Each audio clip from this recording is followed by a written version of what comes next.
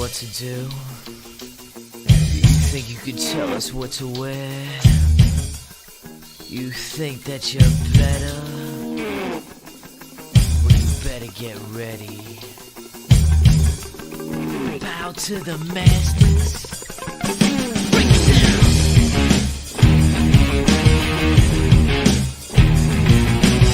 Degenerate into something fool. We just got tired of doing what you told us to do. That's a brace, boy. Yeah, that's a brace, little man. Break it down. Degeneration up. Degeneration. You think you can tell me what to do?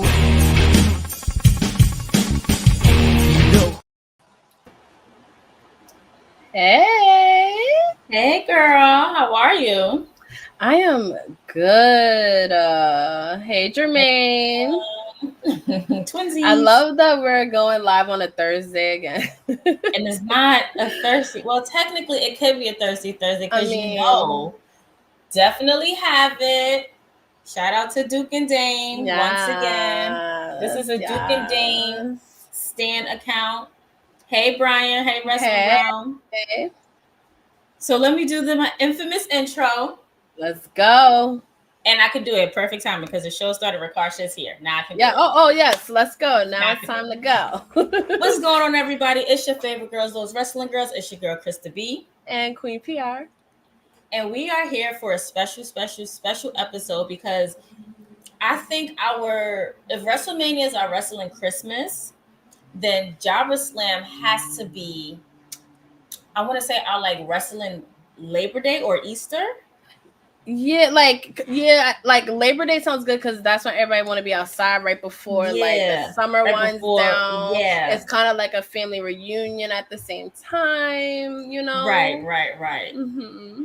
I'm not a big Halloween person, Vaughn, but that was good. I am not either, but I mean, wrestling Halloween is like cosplay. Like everybody could, it's you always wearing some kind of costume.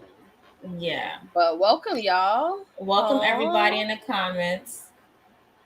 So today's a special episode, a special event because we have two special guests stopping by or that we're talking to today.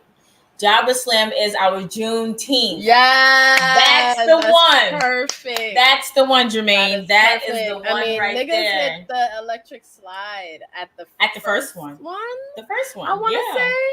Yeah. So I don't think it gets more Juneteenth. It doesn't get any better than that. Like Jermaine, perfect example. I'm gonna start that comment because we're gonna be bringing that back up. JobberSlam is definitely our Juneteenth. It was started 4 years ago. It's definitely in Brooklyn. I can't believe it's been 4 years. I know. Between Jobber Tears Podcast Network and Battle Club Pro are bringing the wrestling community together. Like under one roof, there's no animosity unless math is there. Then, anyway. I mean, it is what it is. We still got love for bro. All right. I have love for math, just like you have love for Hugh. That's not okay. That's not a fact.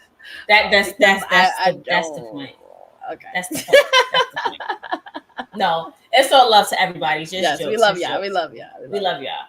But no, what they're doing, especially we always credit our podcast to Jobber-Tears because it's because of them they gave us the platform, they gave us the space to eat at the table. So for them to throw JobberSlam right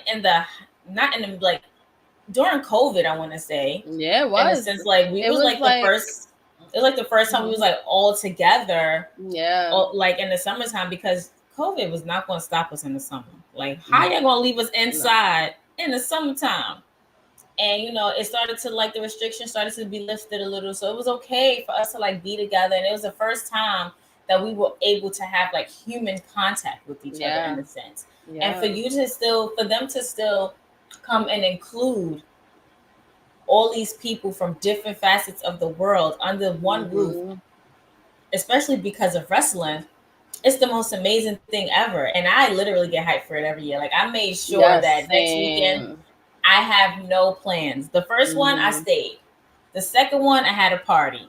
Last year, I had to go to Beyonce's concert, which I was not going to change for nothing. So, but this year, I'm staying. But we have to bring up, because you coined him the chocolate ref. Oh, let's bring up.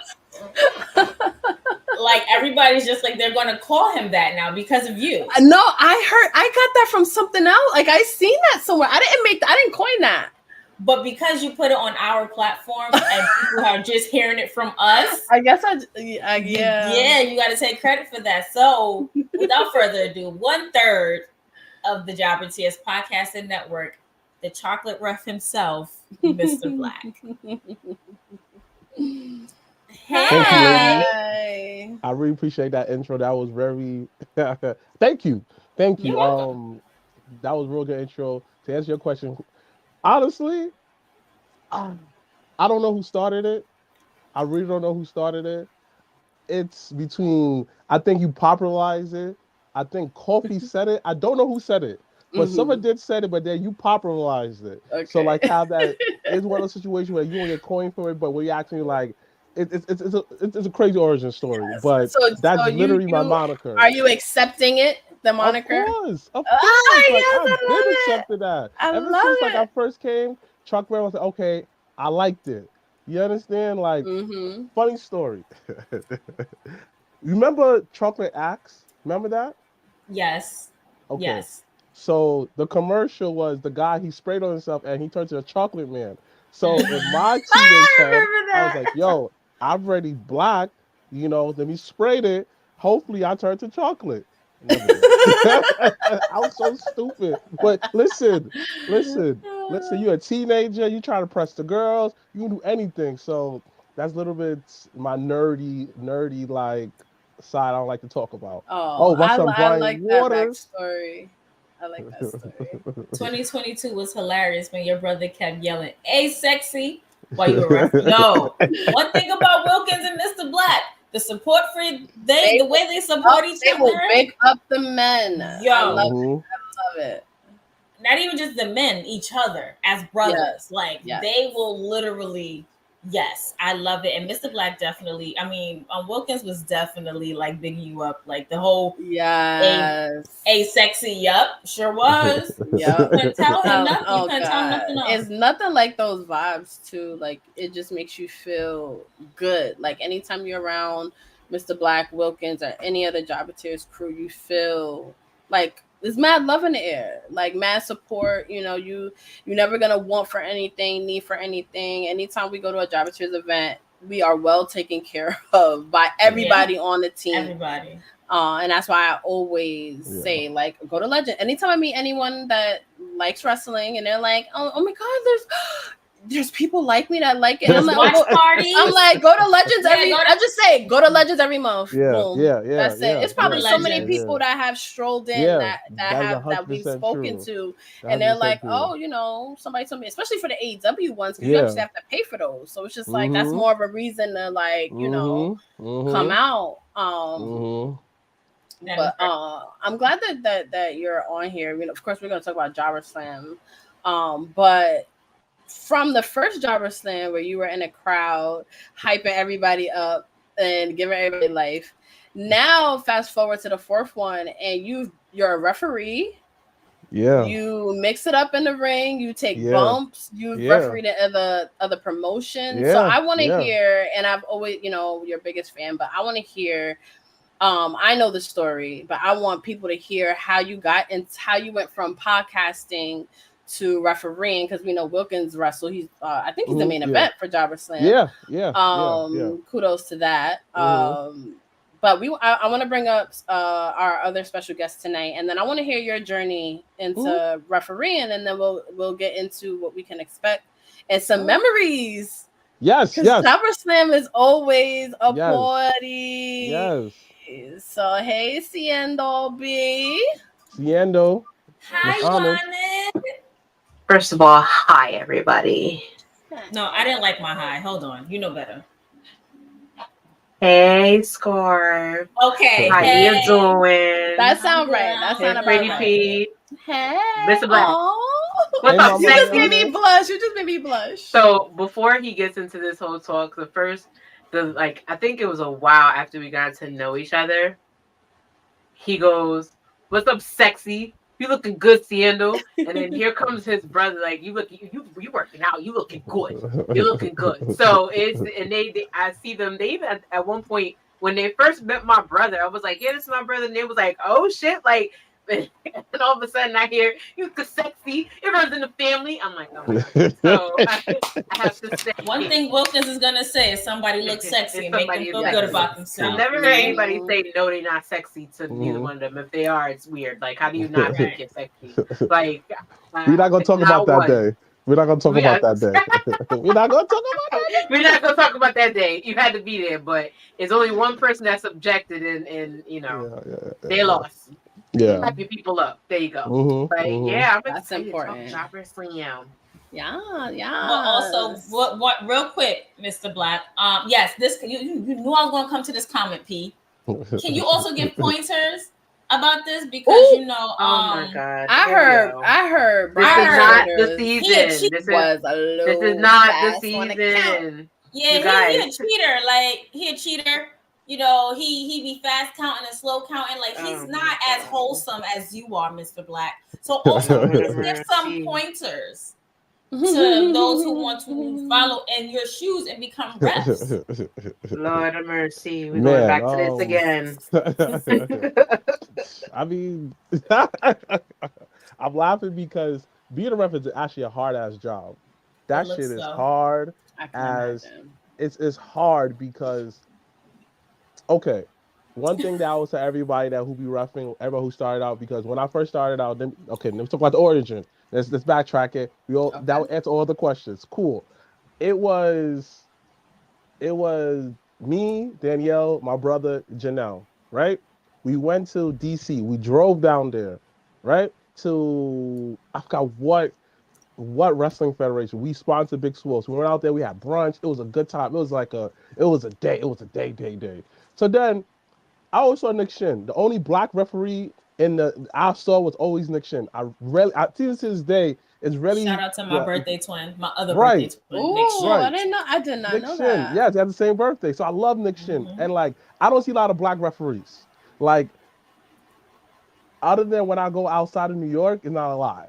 Maybe when I go to Marseille, it's like a couple of more, but generally it's not a lot of black referees. So to see Nick Shin, I was like, oh shit, how you doing? Yo, man, just do it, man. So happily, fall out of school. Okay, keep that in mind. So then we were in DC, whatever. Wait, who had a school? Joe Kim, Fallout Shelter. Okay. Okay, cool. So like had a right? Or is it no. A wrestling school, Fallout Shelter. Yeah, they teach how to referee, wrestle, whatever. A lot of people, when we get through the card, I'll tell you who is from the school. So keep that in mind. So I was like, all right, cool. I saw him referee. I'm talking shit, drinking, laughing, this, that, a third. Again, everyone's faces, man. Everybody was just loving having a good time. Yo, this nigga's talking shit. Mind you, I'm from New York. They already know off the grip I'm not from around there. So they hear the accent, they hear the swag. Like, yo, this nigga from New York talking mad shit. He's wrestling. I love New York niggas. Yes. Like, we don't care. Like, we don't Like, care. we're just like, that's what it is. That's what you're gonna get with us, regardless. Like, we do not care. Because we gonna be safe everywhere we go. That's just what we are. That's just what it is. We're gonna be safe everywhere we go. Can't nobody put no fear in our heart. Wherever we go, we're gonna be safe. We're gonna stay solid, and that's just what it is. Period. Sorry, that's too much Brooklyn for y'all. Sorry. So we over here. I'm over talking shit. Whatever. It was Big Game. It was Spice. They came up to me like, "Yo, this wrestling. She like you make a good manager or referee." I was just like, cool. Yo, Joe Kim. I'm coming to your school. I paid the bread. I went. And then next thing you know, I started reffing. I started going to practice every week. I'm over here I will say everybody, if you're an ex-athlete, somebody that who want to get in shape, just want to be around a good crowd, go to wrestling school. Because it's the closest thing you'll get to a team. Closest thing that you'll get to like being back in the locker room with your boy joking around. You feel me? Like a lot of camaraderie. That's why I love that. So I was in there training, going hard, doing what I have to do, showing up. One of the trainers, shout out to Santi, he asked me, yo, what are you doing here? I said, yo, I want to be the best referee ever. Everybody looked at us like, no one ever want to be a referee, but cool. Do what I have to do. Then Joe can hit me up. Yo, it was at the Woman Crush Wednesday. Yo, I want you to ref. And it was the Battle Royal match. And it was JC Storm versus Cosmic. That's the first ever match I ever ref. And that was like, and that was it. Like, that was a good since match. Then, right. And since then, I've been hooked. Like, I want more. I want more. I want more. I want more. I want more. Like, yo, understanding, son. People understand how I feel when everybody is in sync in the match, people just think it's just the wrestlers. No. When everybody is sync in that ring, from the referee to the competitors, yo, and that crowd who added on the extra spice, yo, that's like a son. I give you an example, right? My man Jay Bougie, man, I love this dude, but that's my man's. That's my man's right there, man. That's my man's. You're gonna get Brian hype. He gonna want to jump back in the ring. Chill out. Everything bougie. That's my man's right there. So we was at Hog. It was Jay Bougie versus Encore. Boy, they got busy in the ring, man. The crowd was into it. I was counting right. I was in tune. Man, after a while, we was like, yo, that was a good match. We hugging each other, man. It's like, yo, that's what I'm talking about. So why I bring that up is just like, this is why I feel like when you find something, when you find your third place, when you're able to just be in a place where you could just be yourself, you excel everywhere else in life. You feel me? Like, you can't really tell me nothing because I get to do what I love as an adult. And like, yo, I love wrestling to the point that I'm actually doing it. I'm having events. I'm talking to people. And when I first started watching wrestling, there was no black people. To see 4 black people, technically 5 with my son Brian Waters. There's 5 people. You like you feel me? Like this is beautiful. So this is why I love refereeing, because I love the game, man. Mm-hmm. I love the hustle. I'm sure there's a rush to it as well, because everything you like are like the linchpin in the entire situation, like the unsung hero. So like I can only imagine the adrenaline rush it has to be a referee. Like, yes. Because we feel it as fans just in the ring. Like, imagine you're like orchestrating this shit. Like, it's wild. Yeah, like you said something about managers and something clicked off in my head. I feel like I could be somebody's manager. Real quick, somebody put me in a school that gives y'all Brooklyn curse out real quick. But I don't want to take no bumps. I got a bad back. Nah, you can just be backstage. Like honestly, any way that you see on television on WWE, you go to any school and that's what you can offer. Hey, this is what I could offer, this, that. Shout out to Kat, right? She goes to a lot of these events. She set up her thing to do interviews. That contact for her page right there. You feel me? You do what you have to do. I forgot they're a couple. They do photographs. Oh my gosh, she has glasses. The one that does everyone's. Yes. Fuck. I'm not gonna remember right now. Jay something Jay. Brian H. Waters. He's in the chat. You know the name. I'm sorry. He's a wrestling historian, so he knows. Yes, I'm sorry. Get it. Like I'm sorry that I messed up, but like she used to do volunteer work all over across the board. And it's most of everyone's wrestlers portraits. Like most photos that indie wrestlers post about themselves were taken by them. And the fact that taken by them, and they wasn't charging nothing. The first person who ever paid them was Joe Kim. Of course. First ever person. Of course. So why I'm saying that is, yo, that should inspire you. Like, yo, at first, you gotta do the free work. Yeah. Fuck it. You feel me though? You gotta put the work in. You feel me? Like, let me get biblical real quick. You know, Krista B loved the church. You feel me? Like, understanding that Moses did not become Moses overnight. He became Moses through his experiences, his environment, and the people who influenced him.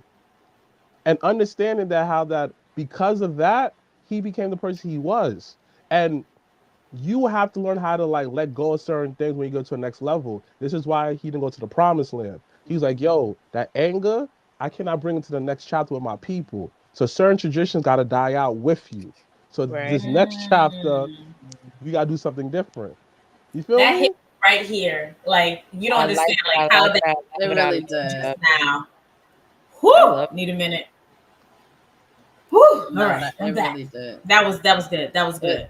That's why you have Mr. Blacc on, because he is always going to.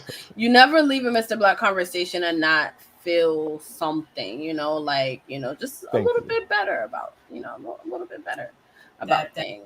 That was amazing. So on to JobberSlam. Oh, go ahead, Pete. No, just when I remember, because I didn't know that you were like training to be a ref, and the parallel of TWG and your ref career is that that all women's show at Battle Club Pro was right after Dallas. And that was kind of like such a surreal experience for me and Krista. That was the first WrestleMania we traveled to. The first one I don't even know if we went there with press. I think maybe you did, but then we didn't know what to expect. And we kind of just like was able to do like the wildest shit we never even imagined for ourselves. And then that show was the next thing. And I remember just being on cloud 9. And of course, as soon as I get there, I'm like, where's Mr. Blacc? I see Corey with a K. And I was like, where is he? And then he was like, oh, he in the ring. And I like turned and he was in the ring reffing. And I was just like, wait, what? But it was so cool because it was like, wait, you actually, at the time, it was very much like out of your comfort zone. Like you really, like, it was something that you really, I was like so proud of you. And just like, and then both of our, and like Chris, like TWG's things just kind of like went up from there in ways that none of us, I think, imagined when we met in 2018, so it's just like really cool, like where we like how far you've come, the journey, and like we're all still family. Like now we got Seindole a part of the team, and it's like I've known Seindole for years, but it's like I like it's almost like it's like puzzle piece. Seindole was like another puzzle piece that it was just like, whoop, doing commentary. Come on, we want to get into that too because we will get to that. It's a busy weekend. It's a busy weekend. We will get to that. We'll definitely get to that. Like I'm just so proud of everybody on this screen. Like I may not say it a lot. I may just wrestling news and stuff, but I am very proud of everybody on this screen because we really be out here killing it. Although sometimes it seems like we're doing nothing compared to others because we see. It was called cooking. Shawn Michaels don't cook in one day. That's what I'm saying. We be cooking, we be prepping, we seasoned over here. We marinate. We don't do the salt and pepper and throw it in. Like we marinating. We cooking, like you said, but like everybody's doing big things. We use cast iron over here, okay? That's when you really roast it, and you really gonna let shit simmer. We use Cuisinart, okay? My pot's from Williams Sonoma. Get it too. Okay. There's half pots everywhere. Sometimes Target pots don't do it, even though I don't sleep on Target pots because listen, the registry be on lit. But I'm just saying. Listen, my from Cuisinart, okay? Williams Sonoma. All right. Hey, Letty. Blue Ivy and the Blue Ivy of TW. The Blue Ivy of the chat is in. We use cast iron over here, not pots. Yeah, but I just want to say, like, I'm really proud of everybody. Everybody's doing everything that they need to do, plus more. Like P says, since JobberSlam has welcomed us, like our trajectory has literally gone up. Like, and people don't understand how hard it is behind the scenes. Like seeing the reward is the best part. Yeah. But people don't understand the arguments, the fights, the giving up, the tears, the cursing out, the not speaking, the faking it for the camera and coming off, the constant like mind you, same day flights. We've done it. Same day flights. Same bus rides. Same day bus rides. Being stuck in different states without even knowing if you go and get home. Listen, 1,000%. The struggle be real. Like people don't understand the struggle, but it's that the reward, journey. Yes, yeah, exactly. That journey, and then that reward to that, and then you're doing what you love.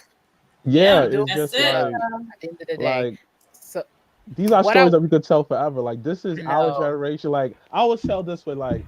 You know me, like a lot of people don't know this. Like I love hip hop, like I love rap, I love music. So I like to watch like documentary and stuff. We are like the grounding of like all these cool stories. Like from years, like I always tell Krista. I always tell Miss PR Patricia is, there's gonna be a time we're gonna be at award show. We're like, oh my God, you're like so long. How you doing, girl? Yo, what up? This, that, and third. Yo, tell you what happened. I saw that, man. Yo, I went there. Well, you didn't see. Well, you have to see shit kids. Like, I know, but I got busy. I can't.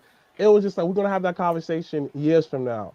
Yeah. And I always say that because I set my expectation high to the point where, like, yo, when you love something you do, we're gonna get paid for this. The money's gonna come, but you gotta join the journey. You gotta put 1,000 hours into this shit. And this shit is not easy. Being consistent, putting out contact, and like, let's be honest, our counterparts, our white counterparts, you looking like, yo, they not even funny like me, B. Right. They have no soul, B. You looking like, and I'm not talking shit about nobody, but I'm looking like, yo, where's your soul, B? Like, you like this one, B? Like TFC.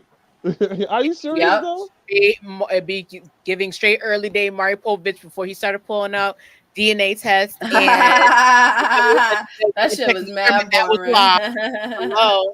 It'd be giving people over here scared of cotton balls on Maury. Get that off of my screen. Come on. Please. Come on, son. Come on. So about white counterparts, I'm looking like Yo, come on, son. We have just as much to offer, if not more. If not more, yeah. You know, and I think too it's important because one thing about jobber tiers, and we talk about the support, but also like there's a jobber tier self. Like there's, you know, like you guys mentioned going to DC sponsoring things. Like you guys are in it, like and making sure and really putting resources behind this, and that's like really important to mention because it's one thing to just be like, you know, I want to do this, but to actually be like, no, we're going to provide a home for people every month for every pay-per-view, no matter the organization. We're going to keep that going. If, you know, Legends isn't available, you make sure there's another venue available. Like, I don't think there's ever been a time where you guys didn't have some form of a viewing party. And during the pandemic, it was really good to like, that's the one thing I could do. I know I can do, you know, like and hang out with my friends and watch wrestling like that. That was huge. Yo, those was the times. Like wrestling got us through some dark times of the pandemic. To see something live every week, not just once a week. Nah, we had it on Monday, Wednesdays, Thursdays, Fridays, in the pay-per-view, Sundays too. It was WrestleMania the whole weekend. We had something to do every night. Like, come on, yo, like wrestling. Wrestling did that. Wrestling did that. In the words of us, wrestling's that nigga. Nah, it is. What it is. It really is. I have a question real quick. I know we want to get into the card, but it's very good to see you. We see you now, HOG, Battle Club Pro. Yeah. I've seen you work. A shout out to you doing Ashe. Yeah. I think I forgot about that too. Out of all those promotions that you've done, what brings you more excitement? Now, we already know you probably going to say Battle Club Pro because that's the home. But I've seen your work. I've seen your tone of enthusiasm as a referee is interesting to me because I've seen you ref at Hog, and I'm like, okay, this is different, Blacc. This is Blacc. I'm serious. Then in Battle Club Pro, we already know, like, depending on the match, you're going to be a little biased. You know, you're going to try and do by the book, but sometimes you don't always do by the book. Because at one time you didn't, and were caught. But then I also got the chance to watch you referee a match at Ashe for the first time. So tell me, what is the level of tone you feel like you've been? Now you're coastal because you've been up and down the coast now. What's the tone difference between one promotion to the next for you? Let's start with Peter Rosado of Your Sports. Yeah, shout out to him. We Are Wrestling. When I'm there, it's kind of like another level of like I can let loose. Because a lot of, like, everyone in the locker room, I know. You feel me? We've been on the show. We gave each other dap and everything like that.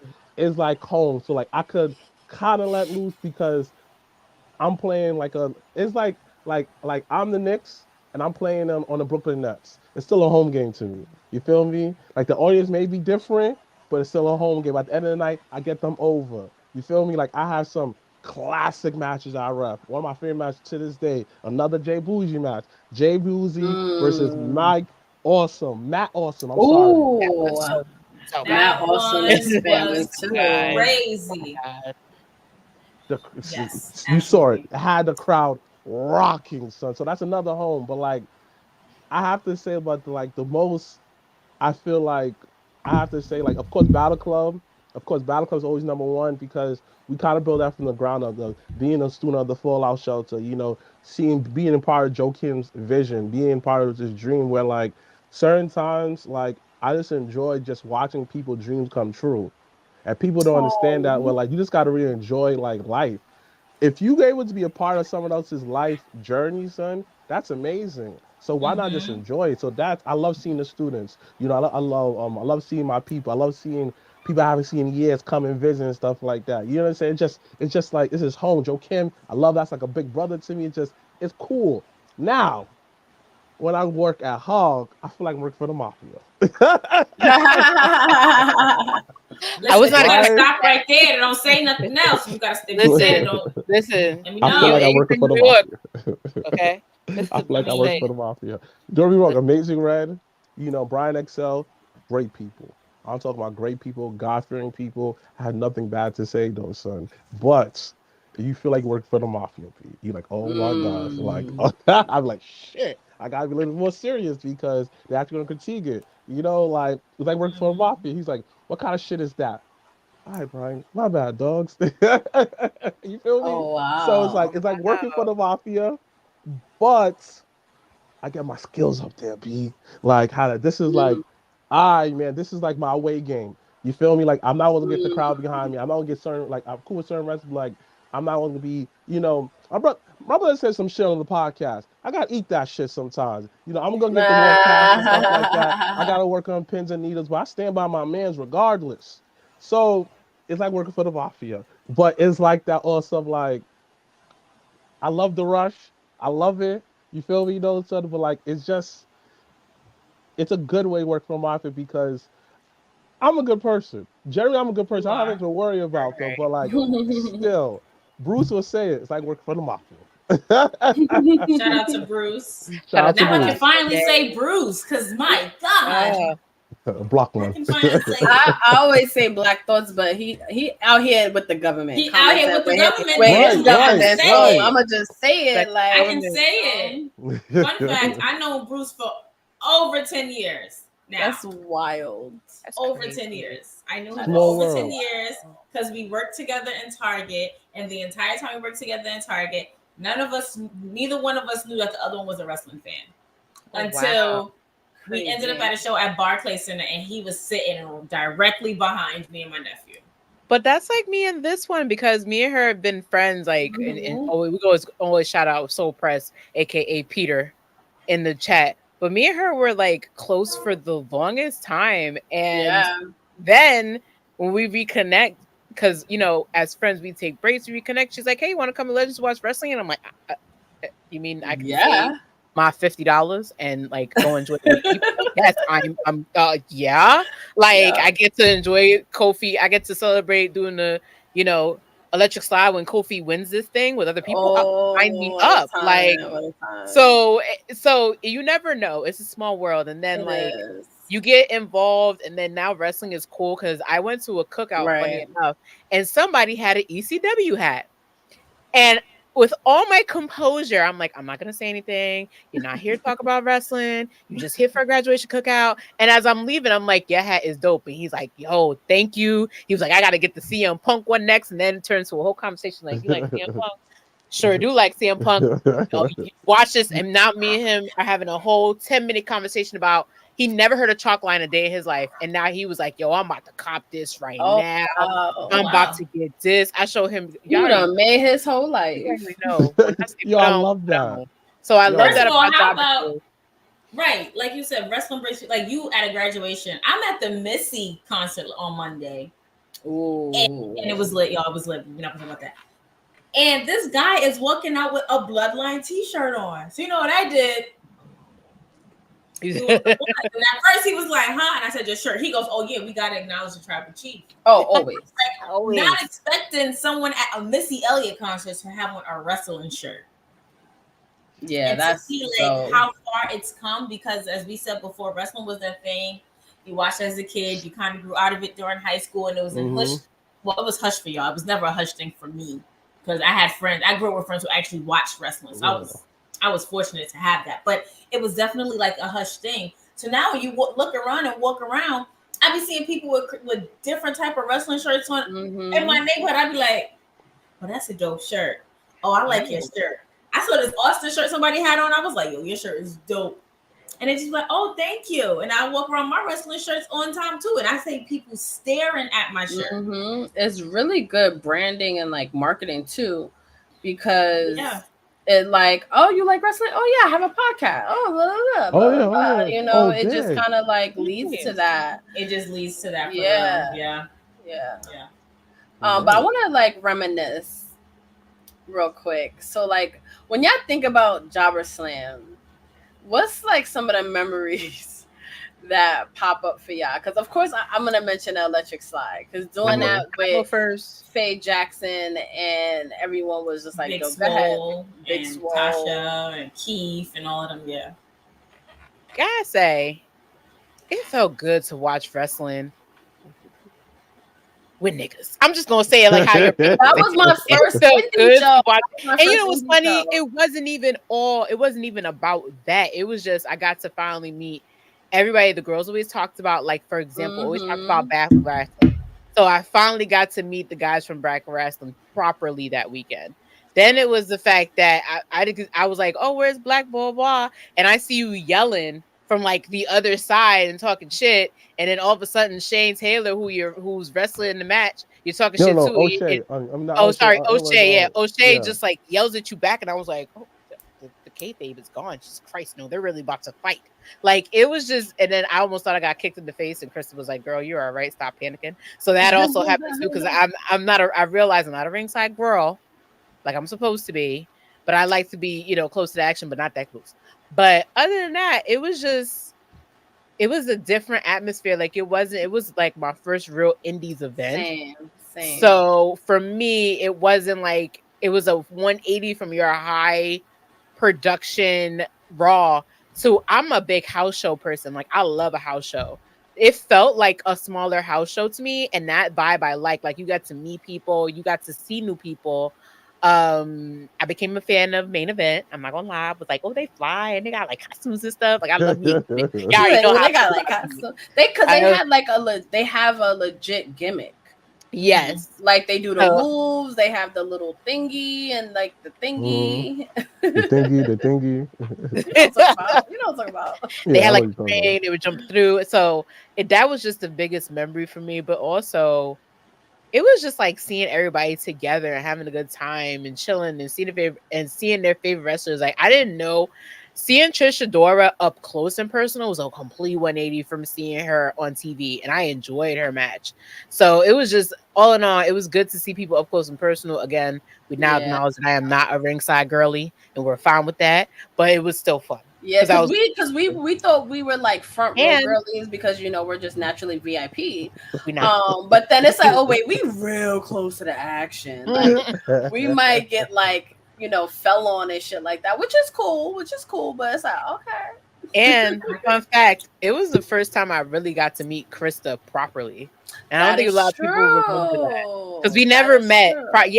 Fun fact, we like that day is me and P.R doing our usual like, girl, I'm gonna pick you up. We're gonna do this kind of pregame. I think we went to Bahama. No, where did we go? We went to Banana Mama. And Banana Mama. So we did that first, and then we jetted out to Brooklyn. Krista was like, yeah, this is my block. I grew up here. But I'm like, all right, cool. We gonna be all right. Oh my God, yes, I remember that. And you had your camera. Oh my God. And I still have footage. That's so crazy. So my memory is, being that you mentioned that was my block. Yes, I did grow up around the corner. I did go to school a few blocks over. Like, that's my hood. Like, when I say I'm a Bed-Stuy baby, I'm a Bed-Stuy baby. Okay. However, 2 or maybe 3 moments come to mind. In that moment, I realized that I was definitely the heel of those wrestling girls. and here's why. Not only me going viral with math on wrestling social media because of me arguing back and forth with him, it was also me going at it with what's his name? His name was just in my head. The manager to Shane Taylor. I can't remember his name right now. Rev. Yes. me going rival with Rev and talking about how tight his suit was and how he got his shoes off of Church Avenue and he made the wrong step. I remember. Oh my God, that was Rev. And if he made he had the Versace I didn't know him at the time. Oh my God. God. And if he made a wrong step, his foot was gonna come off the sole of his shoe. Yo, you gotta stop. I was cutting. She was cutting the entire time. But I vividly remember that, and I did not realize until just now that was fucking Rev. That was Rev. And also me going in there and seeing Tyree Taylor of Prolific, because I did a story on a wrestler from Johnny Rise's wrestling school, and he was featured in the video talking about that wrestler. So when we saw each other for the first time since 2018, it was just like, yo, like I didn't expect to see you here. So me seeing that, we took a picture. I bought the Prolific shirt that did to put money in their pockets to support them. I remember that. And then lastly, being a witness to Big Swole winning her first ever championship. And the first main event. And the first main event. Her first not her first ever championship, but it was her first ever main event. And she won that championship off of Tasha Steele. Mm-hmm. And it was just witnessing that. And then hearing Janelle tell us the backstory behind that, like how she never main evented. And for her to do it in a place, in a backyard, where it's just people like us, for us, and by us. And then cementing it with the electric slide at the end. That was such a moment for everybody. Like the whole card was really good. Definitely. Like now that it's all coming back to me, like good card hands down. How did it feel, Mr. Blacc, throwing Jobber Tears for the first time again? Because I know it got postponed because of the pandemic, and then it was actually a risk. I think I remember Wilkins saying, like, I don't even know if we're gonna be able to do it because, but yeah, how was that, and just that probably that anxiety. It didn't feel real at first. You feel me? It was just like, it's like being an overnight success, but not realizing that it took you 15 years to become the overnight success. Right. You know, it was the accumulation of hours, like you said, arguments backstage, us fighting each other, this, that, third. It was all worth the blood, sweat, and tears to get to this moment. And even me on my personal life to like get to where when I first did the podcast, episode 1, to JobberSlam to here, is just like two different people. Like how I could really sit down and say that I'm proud of myself for doing it. It was so happy just to see everybody around me looking like y'all all was so happy. It was such a good energy. It was just like, wow. It's just like, you can't replicate that. Like, you can't. You can't. It was just so organic. It was just so people who haven't, the amount of connection that people had with each other, the amount of connection that people met each other, people enter in relationships with each other, people just end up making so much money, and at the end, all right, man, electric slide. Like, you feel me? You see?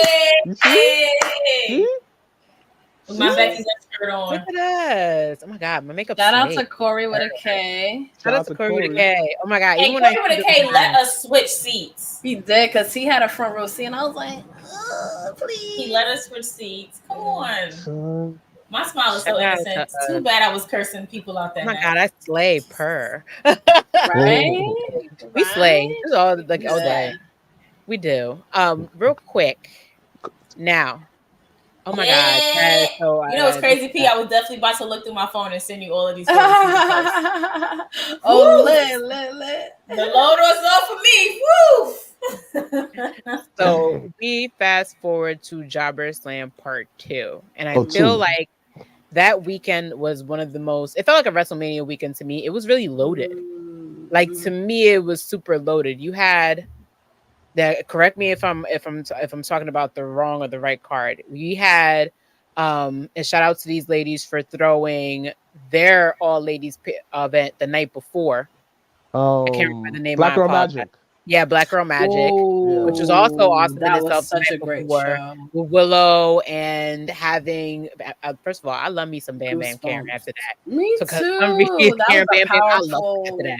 That's my sis right there. I love that girl. Okay. But when we get into JobberSlam 2, right? First of all, everybody knows the iconic, never forgotten, never duplicated, also culturally appropriated sweatpants battle royal. Listen, when I tell you, let's talk about it. When we talk about, first of all, the girl crush is Savannah Evans, so let's just get that out the way. So I was happy with the results. The constructs? With the constructs on. Yes. But the amount of people coming out in gray sweatpants, loved it. Shout out to Faye Jackson, mother. We love it. Thank you. Mother. The thick and juicy, one half the thick and juicy. Thank you very much. But we get into such an amazing card. We got exposed to Yaya, and I feel like that was the. Over time, I felt like I was kind of watching JobberSlam 2 build, because before that, the anniversary show had displayed your beef with Jobber Tier South and Prolific. So I have an appreciation for all of you guys that are involved with that story, because you don't get you get shit that happens at an indie show, right? And it just happens at an indie show. But then for it to happen on social media, building up to JobberSlam, you had Isaiah talking crap to Yaya. Then you had you and we don't call him Big Dre, we just call him Dre now, formerly known as, you beefing with Dre. And then at one point, Ruthless Lala had crashed the match they had and delivered one of the hardest lariats I ever seen in my life. So I always have an appreciation that holds my memory so much, besides all the other great shows. I love seeing Darius Carter. I've been a fan. I listen, if there's one man of a heel to be a fan of, is watching Mr. Darius Carter do his thing. And at the first JobberSlam, he delivered hard. But at the second JobberSlam, forget it. It was I have a story about the second JobberSlam with the gray sweatpants match. And so I was with Blacc Wrestling sitting down. So you know how we were on the side and a lot of the seats were taken. Yeah. So one of them went to the other side to grab a chair. So when the chair for some reason or whatever lifted up. Not you having footage of this thing. Now the birthday twin being thrown up. Oh yeah, shout out to Nick Finn. Surprising me.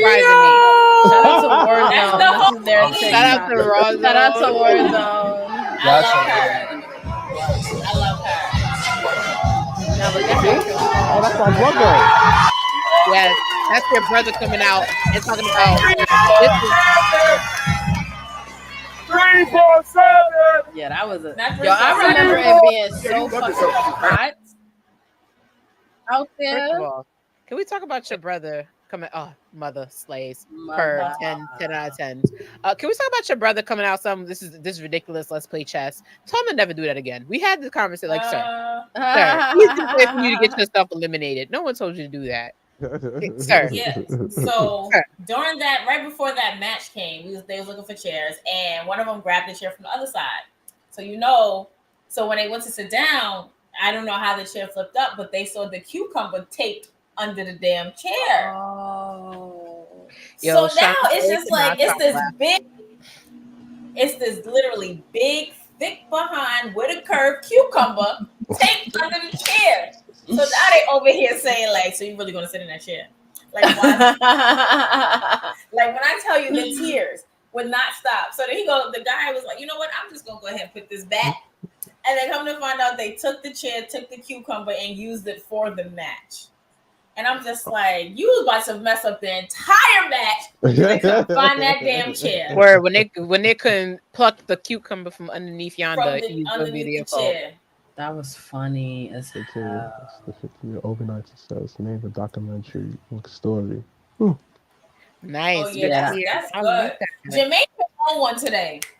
Jermaine, shout out to you, bro. Yes.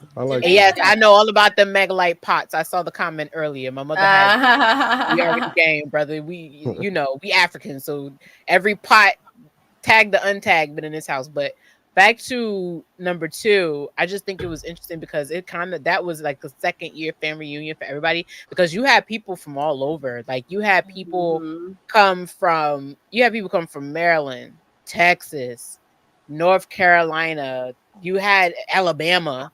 You had people doing special guest Delaware. You had people doing special guest commentary. I just think that was the first time I ever seen like, listen, it's not just supporting Jabba Tiers and Battle Club Pro. It's just supporting what this is really about. Right. And I feel like you guys are kind of like a mini micron to inspire other things, because after a while you start hearing the rumbles of Ashe, and then you start hearing the rumbles of other wrestling promotions. Like, I gotta make a trip. Everybody seems to be doing this wrestling show to Maryland. I gotta go for whatever wrestling match I'll be going to in Maryland, because that should be Maryland shows love. Yeah, they do. Dope. Like, I want to go. They do. Put me on Congratulations, Patrick. Congratulations, Patrick. Oh, that's what's up. Congrats. My Haitian brother. Congrats. I'm glad y'all brought up the sweatpants battle royal, because I'm glad y'all put that back on my radar, because that was so fun. Like, I made sure I had a front row seat for that. I was like, oh, I am seated. But is that the JobberSlam where Brian Hollywood Waters got his name cemented? Is it that one? Was it last year? I do believe he was a bit on the Hollywood side. On the Hollywood side, and just like walked right by me and said nothing. I do recall Ray-Bans on. With Ray-Bans on. It was like glasses. With Ray-Bans on. With Ray-Bans. I don't think it get any more Hollywood than that. Ray-Bans. With Ray-Bans. I think it was that one. I think that's when we cemented Hollywood, because we knew that I was a celebrity out the group, and then he upstaged me. I'm weak. He upstaged me, so now it's just like now I gotta redeem. You know what? Throw me and Brian H. Waters on the card. It's some stuff that didn't go in the box when we recorded it. Man, you have a bad back. You have a bad back. It needs to be old school WWE. It needs to be a thumb match. You hear me? I don't want to hear you injured. I don't want to pick you up off the mat. But I'm also from Brooklyn, so the adrenaline's gonna rush. Fair enough. We'll worry about your back afterwards. Just get me to a good chiropractor. I know where I need to take me. I'll sing out an address. So yeah, there's some things that didn't go in the box. That is definitely true. Where's Justin when you need a list? Justin, I know, right? Mr. Blacc, what's one of your favorite JobberSlam memories? It's so much. I know, because he's like also in organizer mode too. So it's just like like if it's hard to it's hard to enjoy it, because I'm always organizing. I want to do everything behind the scene. I'm also repping now. I'm also playing PR, where I talk to everyone in the crowd, make sure everyone's good, and meeting people, shaking everyone's hands, kissing babies. Yo, son, like, I didn't realize how much I enjoy talking to people until like I gotta do wrestling stuff. I'm like, all right, man, cool. All right, you want to talk to all these people? I go, all right, cool. I got you. I talk to everybody. You feel me? So you do. You make everybody feel welcome, even if it's like their first time there. You literally make everybody feel welcome. You have to. From Jose on 3B that lives above the store to the richest person in the room, you're gonna make. Speaking of Justin, Dan, we talked to him. We just said his name. Hey, Justin. Say his name. I believe Justin. I believe in Justin, bitch. I believe in Justin, bitch. We love him in Puerto Rico, Maryland, and the Bronx turn. Love that. Love that. Are you coming to JobberSlam, Justin? I think he is for his first one. Better be. This is gonna be just the first one. Listen, the whole of TWG network is outside next Saturday, and I'm bringing my drink. I don't know what y'all drinking, but I'm bringing. Maybe I bring two of my. You know, the tipsy geek be having me all the way nice. Shout out to Tipsy Geek. So I'm gonna have that prepped. Yes. First of all, I got a gift for someone who loves Crown Royal, and I hope they like it. So I'm basically going to be bringing that with me. Okay. Is it fam? It has to be fam, because he's the only one that loves. He's the only one. First of all, how about funny story? How about we was waiting to go in the press box at SummerSlam, and fam was sweating because it was hot in the hallway. He couldn't find his rag. You know what he pulled out? A Crown Royal bag. Mm-hmm. So that had, in his defense, it has the right amount of the fabric to wipe up the moisture. Yeah, so, but what I'm saying is, don't nobody love Crown Royal more than fam. Right, because it's like, why you got that? I mean, Crown Royal is, I ain't gonna front. That's the one thing that's the only person that I drink Crown Royal Ref. No one else. Because everyone else, I feel like certain people I can drink with, like it's certain beverages. Right. It's like certain beverages I can't enjoy with certain people. Yeah. Like I remember I used to drink don't make fun of me about that. I used to drink Christian Brothers. Have you ever had that before, Christian Brothers? If the bottle is not glass, I have to judge you. Is it plastic? Yes. No, it's glass. No, it's glass. It's a glass bottle. Yes, okay. But it's like a whiskey or like a cognac or something. But it's a cognac, but like it's more on the cheaper end. It's just like there's certain brands like the Crown Royal. That's like the $10, $15 and up. This one's like $5 and $7. It's no good. I was gonna get you drunk real quick. But it's gonna give you a headache the next day. You feel me? Maybe the same day. Right. So reason why I say like this, I only drink it with one person. You know, that was my homegirl Kathleen. That's the only person I could drink it with. Everyone else, it just tastes nasty. But that's how I feel about Crown Royal when I drink it with him. Only person I can drink Crown Royal with. And I enjoy that shit. Well, I'm gonna have to put you on the Duke and Dane French 75. So you gonna drink it with me. Duke and Dane? Duke and Dane. Good. Wait, was you not at you was at our anniversary party? I didn't drink. You didn't drink. I didn't drink. Mm-mm. They sponsored it, and I forgot why I didn't drink. I don't know why either. Were you weren't fasting, were you? No, I wasn't fasting. Christian Brothers. That's definitely on the cheaper end. Yes, I know exactly what you're talking about. Yes, that nasty shit. Don't drink that shit. That's like you young, you don't know no better. That's what that. Well, I'm gonna bring my Duke and Dane with me. Okay, cool. I'll take some. We should. Oh my god, we can. Oh yeah, I love that. I'm gonna bring my Duke and Dane. All right, let me try that. Hell yeah! It's so good. Shout out to them for. Yes, I'm gonna try to bring a bottle too, and we can do some fun stuff, and everybody can taste it. Okay. Peter's talking about easy Jesus. No, Peter, sir. No. Wait, is that E and J? Is that E and J? Yes. Oh, yeah, of course. Yeah. E and J. No. Fun fact. E&J was the very first drink I've ever had at the age of 14. God bless your life. Oh, wow. God bless your life. I mean, I was with my mom and I was in the house and she let me, you know, when your parents let you sip something, that's what she let me sip. My parents was old. Can't get in trouble now. I need to drop a quick story. So when you're young and stupid. Wait, Jermaine, get out my comments with the irk and jerk. Get out my comments. Wait, what's trash can punch? Stop asking questions you don't want to know the answers to. Please. No. Please. It's basically the black version of Jungle Juice. Yes. Oh. Much stronger and would literally have you being carried out somewhere. So I went out with a couple of friends and there were these guys that they were trying to like be cool with. And so one guy thought it'd be cool, like to try and impress us and drink. So I see him pour the MD-20 and then I see him pour Smirnoff. So immediately as he pours the MD-20, I had to, I've never pretended to drink anything in my life. I was like, cheers, drink it. And then I had to pretend I was coughing and I spit it out right on the floor. I was like, I just choked. And then they're like, oh no, take another shot. And I was like, no, I'm good. My throat burns. But the rest of the girls that took that crap, I remember I had to like help my friend to the toilet. People were doing the dumbest crap with that stuff, but I was like, ever since then, I would never. I call Mad Dog 20 the bum liquor because there's no way in hell you're gonna convince me, and people swear by it in college.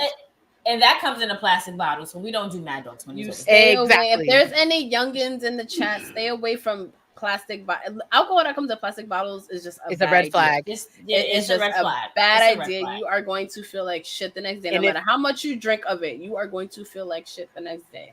You know what I'm thinking about right now? Like every bottle out in plastic, all the nasty vodkas I drank in the plastic bottles. You're right. Like Devil Springs. I used to drink that back in the day.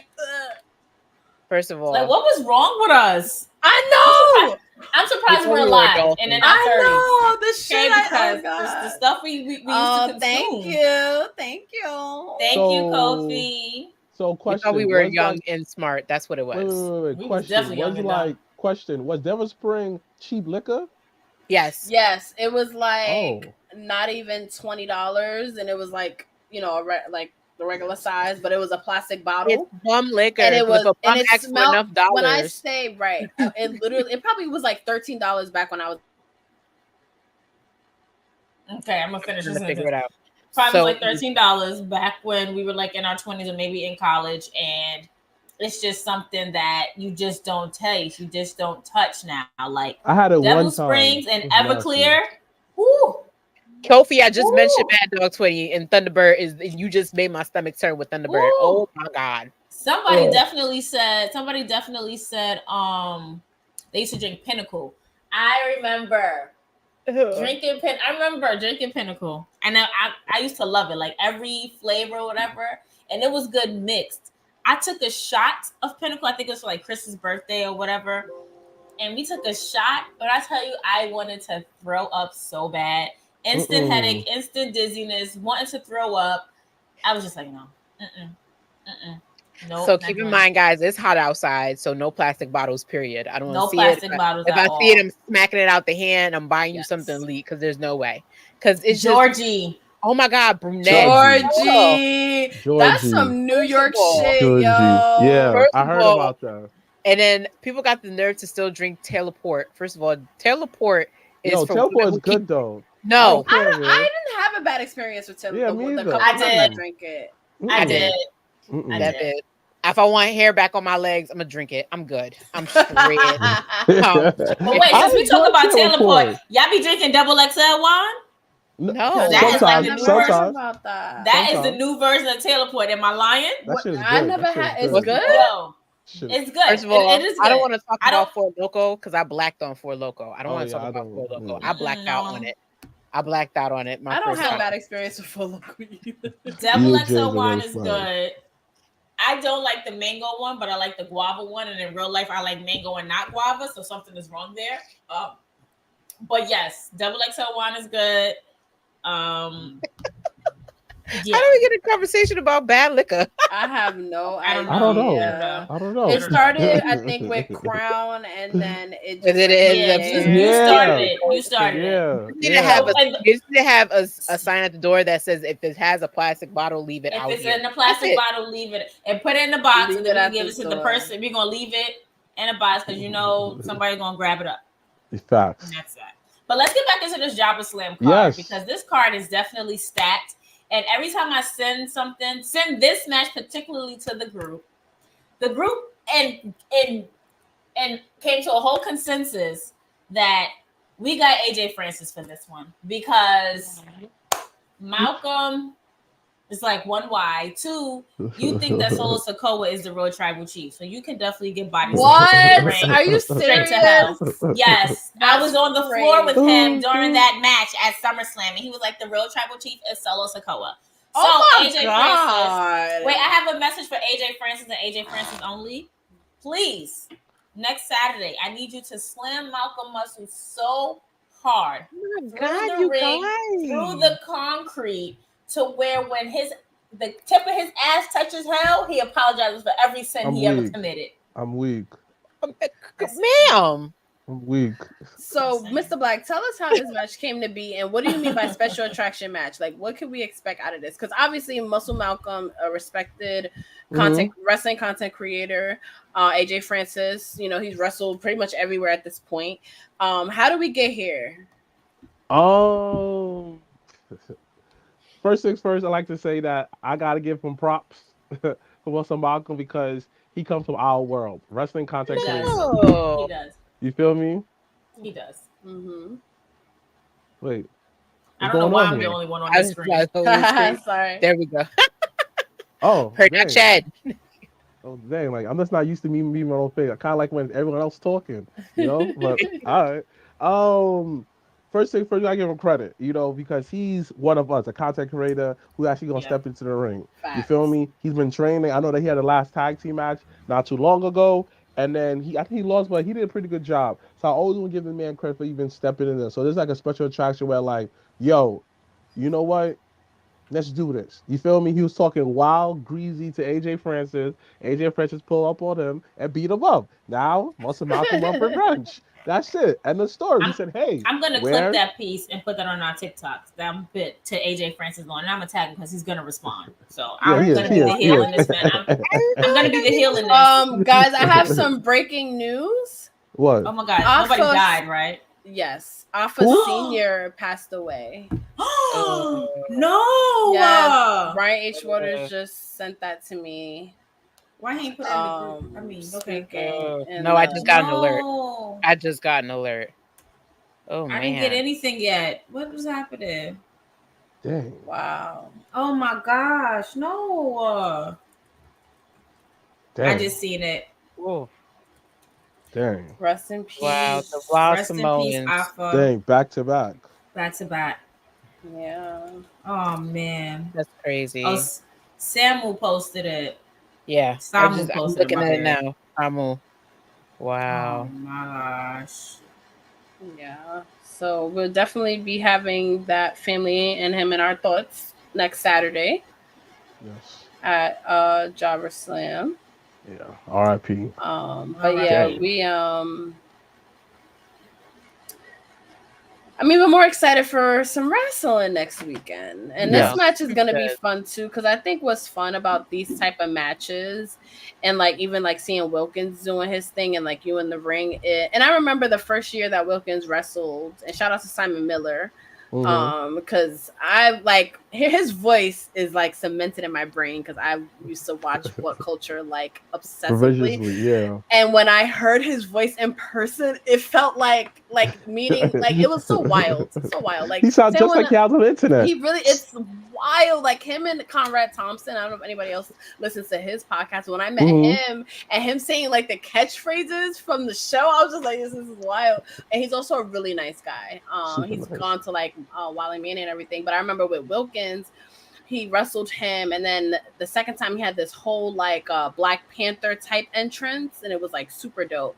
And I remember asking him like, you know, like why this, why that, why this, and he was just like, oh well, I just told the team that I just want to do everything I've always wanted to do in wrestling. Like all of his wildest dreams, he was like, that's why I do everything that I do. I just want to do everything I've always wanted to do. And that was so inspiring because sometimes it's just that simple. You know, like I've always wanted to have this entrance, and that's what we did. And it's just like, wow, like because you know you can overthink everything and wait for like the perfect time and like all these things. And he was just like, I'm just doing what I've always wanted to do, and it's so cool. And now look, he's about to be in, you know, his first main event. So really, really cool stuff. Dang, you right. Dang. Oh, this is gonna be lit. This is gonna I'm be excited survival for of the thickest. I've been so excited to watch these girls live since they won their first championship for the longest time. Like I've just been impressed with what I've been seeing, especially for them to be NWA tag. It's just been an impressive run. But listen, survival of the thickest. You're so Sammy Chaos. We've been watching Sammy Chaos from the start. Like she's been on a roll lately. Like especially Battle Club Pro wise, she's been on a roll. So this is definitely a match I'm going to be seated and booted. The other match, I just said I was going to sit down with my popcorn. Krista says she wants some smart pop. Sis, I got you. No, not smart pop. I said boom chicka pop. Oh yeah, boom chicka pop. Yes, we're going to be at Costco's first thing in the morning. Don't even worry about that. But yeah, I'm just so excited to see that this is a women's tag team card. It's going to shake the room. Boom, boom. And I'm excited. I have ref personally. Sammy Chaos is a personal friend of mine. I've been watching him since Fallout, another Fallout student. Watching him from Fallout, going everywhere, again, collecting championship, like basically a belt collector at this point. And I ref a Killer Bees match in Arce. Great women, and when I say both tag teams, they hit hard. There's no cute shit. There's no like, yo, come on, man, son. What the fuck, man? You didn't even hit the girl, man. No, they hit each other, B. They want this. And this is for gold? So you already know both ladies, all four ladies gonna put up the best effort, man. If you tired all these cute women wrestling each other like some cuties, son, nah, man. if you want to see women going at it, basically almost kill each other, man, this is the match you have to see. This is the match right here. I think that. So, also, keep in mind, I believe Sammy holds a championship right now through Battle Club. So this will make her two-time. This will make her to have Sammy two belts. Yeah. Sammy two belts. Sammy two. Tell I said that. Sandy two belts. I got you. All right. I got so you. To everybody in the chat, who are y'all rooting for in this match? Survival of the Thickest or the King Bees? Because the King Bees are tag champs. This match can go either way for me. To be honest, it can go either way for me because I'm going to root for the women regardless. But of course, I want the King Bees to retain because why not? Yeah, and why not? You know, snow bunnies never, black queens forever. You know what? Period. So one thing about the black next one. Chocolate. Charles Mason versus Steve Pena. The crazy motherfucking match. I think it's the crazy motherfucking match. Yeah. Yo. If Delulu was a match, it'll be this one. Yes. This is the match where these dudes disregard your safety like it's nothing. If you see Steve Payne versus Masha, check it out on YouTube right now. Filing match. This is going to push the PG rating that we have on the show. This is going to push it. These niggas going to kill each other. This is the match that don't go to the bathroom for this match. Do not go to the bathroom. Do not go to the bathroom. Charles Manson. Mason. Charles Manson is a serial killer. Yeah, sorry. Mason. Ever since my first high intensity HOG match, I knew this man was crazy. Then I go to my next HOG match, and this man is choking somebody with a bag over their face. Then I go to another HOG event it was between him and Santana, where they're literally walking around the ring, beating the living crap out of each other to the point where I'm literally right here and they right here, and then he pulls out a ladder and he goes up the ramps at the club and just drops himself down and plops himself on a whole bunch of security. If Steve Pena, nobody's gonna be able to have their seat when this is done. Remember how the Bodega Street fight, like chairs were gone everywhere? That might happen here. So again, this is one of those times where I'm happy I'm not a ringside girly. I will take my general admission and run with the punches and be in the back like a school bus kid, because I don't want to be near this. I might end up near because I end up always near stuff like this. But literally, so I have a question. Are y'all going to be giving out waivers during this match alone? Because I do believe in compensation, and I do believe in like. But let me tell you something. Getting my coins. So I'm just saying. Let me know. But let me tell you something. I've never seen a bad match with Charles. I've been very high on Steve Pena. I was there when he won the Battle Club 5 Points Championship, and it was a proud moment. Like, he's worked so hard to get to where he is. But my God, they're gonna tear they're gonna tear each other apart. Somebody's limping out. Not play. Yeah, to be honest, I wouldn't be surprised if they tear each other down so bad that the match ends in a draw because neither one of them can move. I would not be surprised. It'll be a part 2, and I'll be seated and playing to. We got to get the really, really big bag for this match too. Like we got to get the big bag. I got you. $6.99 chicken boom on stack. Going to Costco's tomorrow. Got you. Period. Next. Savannah Evans versus Cosmic. I just.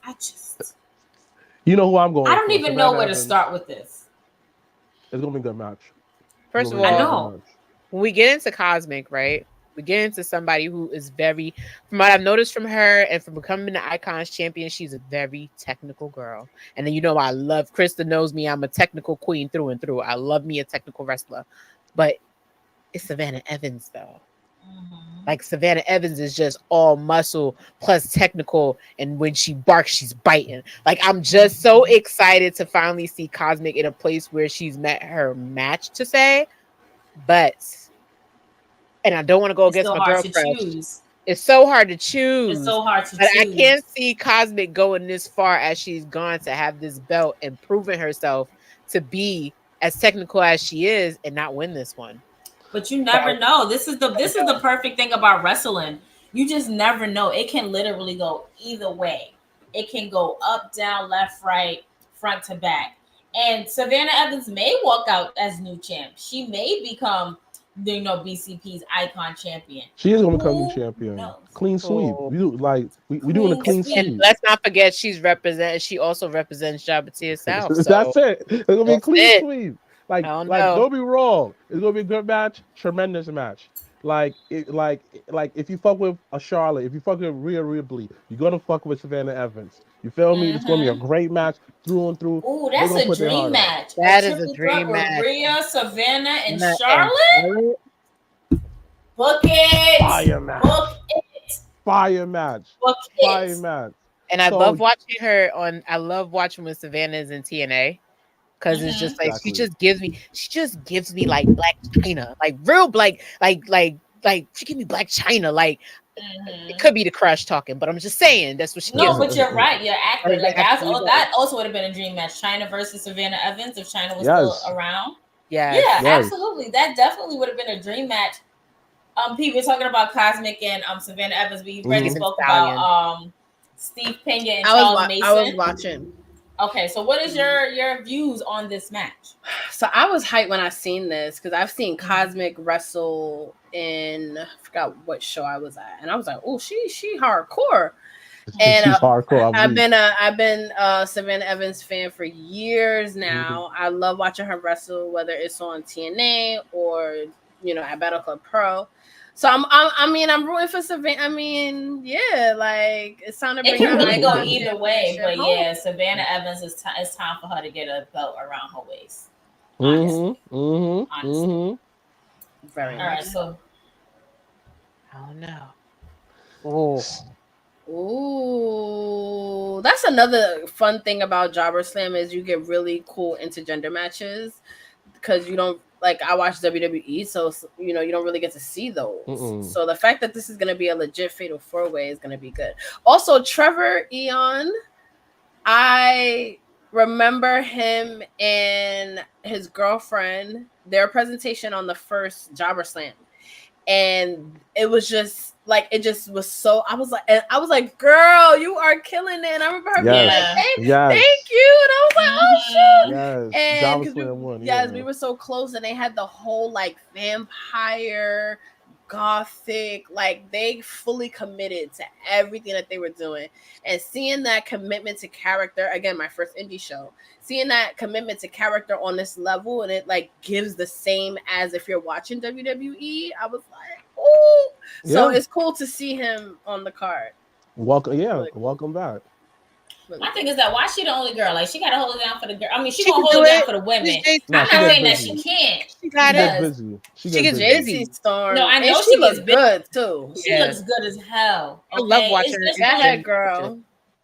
So Rob Killjoy looks like he could be in like a Texas Chainsaw Massacre movie. Nah, he cleaned up. He was in AEW recently. Yeah, he's like, he was on Collision. Photo that's giving that vibes. Okay. That's why I was like, the name looked familiar, and I was like, he was definitely on AEW. But you already know, I love me some Jay Lion, honey. First of all, he's high flying, energetic, and all the above. So we already know he's nice. Yeah, he's nice. He moves. I love a high flyer. He's a high flyer. They definitely gonna make some. They're gonna make some moves and some splashes. Yep. Okay, now this match. So the guy in Federate, the black dude, his name is Young Lion, and he was a student when he was a student, and now this is making his debut in the first ever JobberSlam. Oh, nice. Yes. I've seen him. I love that they give people chances. Events. Yeah, he was at JobberSlam. Yeah. He said I want to be on the card. I've seen him outside at Battle Club Pro matches. Right now, he was at one point. He was one half of the tag team champions. No. Sorry, that was Bam. Sorry, that was Bam. But they've come through the ranks too. And then you have also JobberSlam South. I don't know why I don't like Mike Colossal. Probably because he turned heel. Yeah. I don't know why I don't like. I don't know why. Like I was like, that's such a bad move. Like he was a good face. he was. Like, face somewhere he's a heel. So I want to see how he does the heel. He was, but like, the Scott Regan gonna lose their title. Like I said, clean sweep.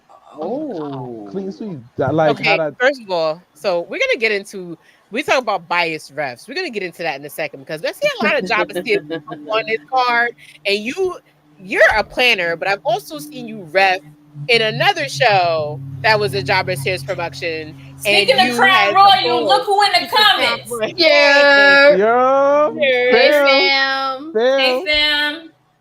Shout out to Blacc. We was just talking about. Are y'all coming to JobberSlam? Will we see the BRP family? I would love to know. First of all, Krista. I gotta make a stop on this show too.